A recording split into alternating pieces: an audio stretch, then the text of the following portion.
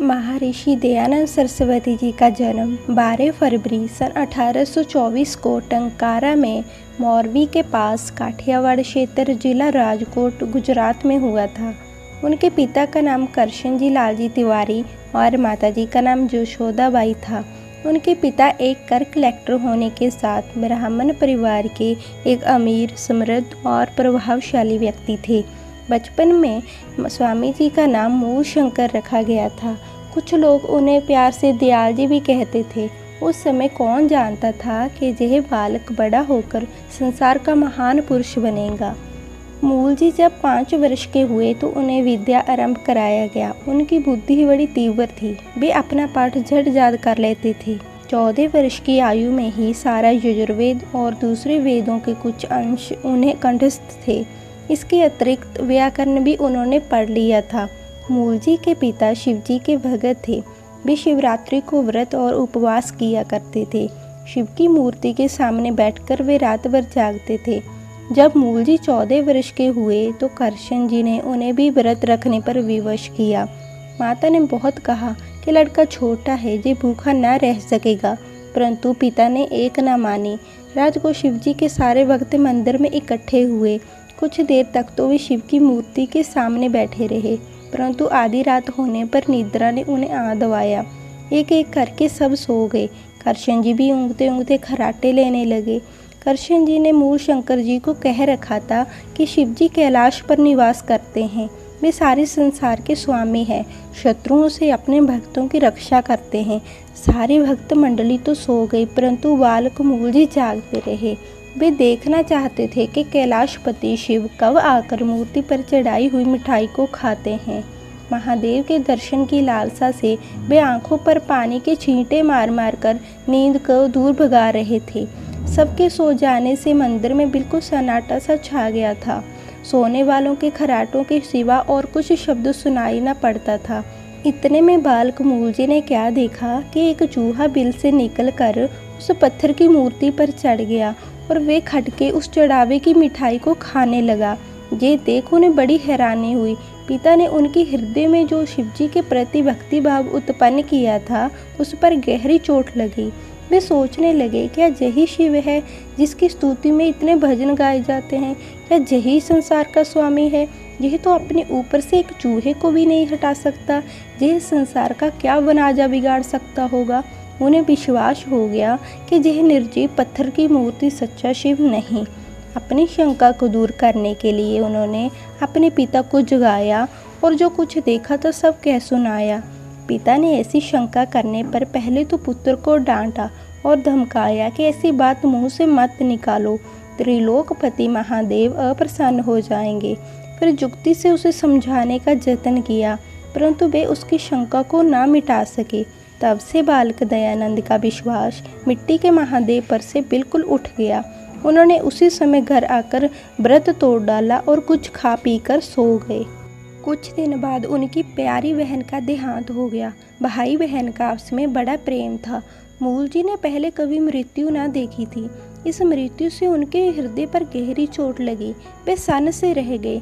उनके नेत्रों से एक आंसू तक न गिरा। लोगों को आश्चर्य था कि भाई बहन का इतना प्रेम होने पर भी मूल जी नहीं रोए, परंतु मूल जी तो अपने विचार में लीन थे। वे सोच रहे थे, मृत्यु क्या वस्तु है, इससे मनुष्य कैसे बच सकता है। इस घटना के 3 वर्ष बाद उनके चाचा का देहांत हो गया। चाचा मूल जी पर बड़ा प्यार रखते थे। उनके मृत्यु को देखकर मूल जी के हृदय पर संसार की असारता का गहरा असर पड़ा। अब वे सच्चे शिव को जानने और मृत्यु को जीतने की विधि ढूंढने लगे। उन्हें किसी ने बताया कि ब्रह्मचर्य और योगाभ्यास द्वारा ही मृत्यु को जीता जा सकता है। बस उन्होंने जीवन पर्यंत विवाह न करने और योग सीखने का दृढ़ संकल्प कर लिया। उनके इस संकल्प का पता किसी प्रकार उनके पिता को भी लग गया। उन्होंने झटपट पुत्र का विवाह कर देने की ठानी, जिससे पुत्र कहीं साधु न हो जाए। विवाह की सब तैयारियां हो गई, परंतु दयानंद अपने इरादे के पक्के थे। जब उन्होंने देखा कि घर रहकर विवाह से बचना कठिन है, तो वे 19 वर्ष की आयु में एक दिन रात के समय घर से निकल पड़े। वे सड़क को छोड़कर पगडंडियों से चलने लगे। और रात दिन चलते रहे। चलते चलते सिद्धपुर नाम के स्थान पर जा पहुँचे। जिन लोगों को महापुरुष बनना होता है उनमें बड़ाई के लक्षण बचपन में ही दिखने लगते हैं। कहावत है, होनहार वीरवान के होत चीकने पात। सहस्त्रों हिंदू रोज पत्थर की मूर्तियों की पूजा करते हैं, उन पर फल और मिठाई चढ़ाते हैं, परंतु क्या कभी किसी के मन में यह शंका उत्पन्न हुई है जो बालक दयानंद के मन में उत्पन्न हुई थी? हम प्रतिदिन लोगों को मरते देखते हैं, पर क्या कभी हमारे मन में मृत्यु को जीतने का विचार उत्पन्न हुआ? घर को छोड़ना सुगम नहीं, और फिर वो भी धन धान्य से भरे घर को। तनिक सी तकलीफ होने पर मनुष्य घर को दौड़ता है। भोग विलास की सामग्री के लालच से मनुष्य बड़े बड़े पवित्र विचारों को छोड़ देता है, परंतु दयानंद ने सच्चे महादेव जगत पिता परमेश्वर को पाने के लिए घर बार के सर्व सुखों का त्याग कर दिया। वे स्नेहमयी माता और प्रेम पूर्णा पिता को सदा के लिए छोड़कर चल दिए। सिद्धपुर में एक बड़ा मेला था। साधु महात्मा बहुत बड़ी संख्या में इकट्ठे हुए थे। मूल जी का विचार उनसे मिलकर मृत्यु को जीतने की विधि सीखने का था, परंतु मार्ग में उन्हें एक साधु मिला। वह उनके माता पिता को जानता था। उसने टंकारा पहुंचकर सारी बात उनके पिता से कह दी। वे तो पुत्र की खोज में हैरान हो ही रहे थे। झट कुछ सिपाही लेकर सिद्धपुर पहुंच गए और मूलजी को पकड़ लिया। इस समय मूलजी विधि पूर्वक ब्रह्मचारी बन चुके थे। उनके हाथ में दंड और कमंडल था। वस्त्र भी ब्रह्मचारियों के से पहने थे। उनका नाम शुद्ध चैतन्य ब्रह्मचारी रखा जा चुका था। धनवान पिता को अपने प्रिय पुत्र की ये भिखारियों की सी दशा देखकर बड़ा दुख हुआ। उसने उनका कमंडल तोड़ डाला और कपड़े फाड़ डाले। जब रात हुई तब उन पर सिपाहियों का पहरा लगा दिया, जिससे वे कहीं भाग न जाएं। ब्रह्मचारी शुद्ध चैतन्य ने उनको इस काम से जरा भी न रोका। सिपाही समझे यह अब नहीं भागेगा, परंतु उनको गाफिल पाकर शुद्ध चैतन्य वहां से चल दिए और फिर उनके हाथ न आए। पिता और पुत्र का यह अंतिम मिलाप था। दयानंद ने आज जनक नंदिनी और बाई बंधु के प्रेम को, पिता की सारी संपत्ति को और संसार के सारे भोग विलास को अमर जीवन प्राप्त करने के उद्देश्य से त्याग दिया। धन्य हो दयानंद, धन्य है आपका यह अपूर्व त्याग। जहाँ से शुद्ध चैतन्य जी अमर जीवनी की बूटी की खोज में जंगलों और पहाड़ों में घूमने लगे। जहाँ कहीं उन्हें कोई महात्मा और साधु मिलता, उससे जो की बातें पूछते। ब्रह्मचारी होने के कारण उन्हें अपना भोजन आप बनाना पड़ता था। इसमें बहुत सा समय नष्ट हो जाता था। योगाभ्यास और पढ़ने के लिए उनके पास बहुत थोड़ा समय बचता था। इसलिए उन्होंने पूर्णानंद नाम के एक महात्मा से संन्यास ले लिया। अब उनका नाम दयानंद सरस्वती हो गया।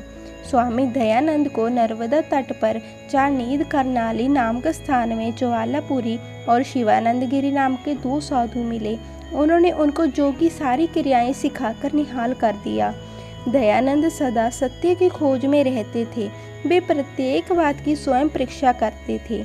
एक बार उन्होंने एक ग्रंथ में मनुष्य की हड्डियों और नस नाड़ियों का कुछ वर्णन पढ़ा। उस वर्णन में उन्हें कुछ गड़बड़ मालूम हुई। एक दिन गंगा में एक लाश बही जा रही थी। स्वामी जी ने झट नदी में छलांग मारी और उसे पकड़कर वे बाहर निकाल लाए। फिर उन्होंने उसे चीरकर उसकी सारी नस नाड़ियाँ देखी, परंतु जो कुछ उस पुस्तक में लिखा था उसके बिल्कुल उल्टा पाया। स्वामी जी ने पुस्तक को झूठी समझकर उसी समय फाड़ डाला और लाश के साथ ही उससे भी नदी में बहा दिया। अगले परिच्छेद में हम जानेंगे गुरु स्वामी दयानंद सरस्वती जी और गुरु विरजानंद जी की आपसी भेंट के बारे में। ओम नमस्ते जी।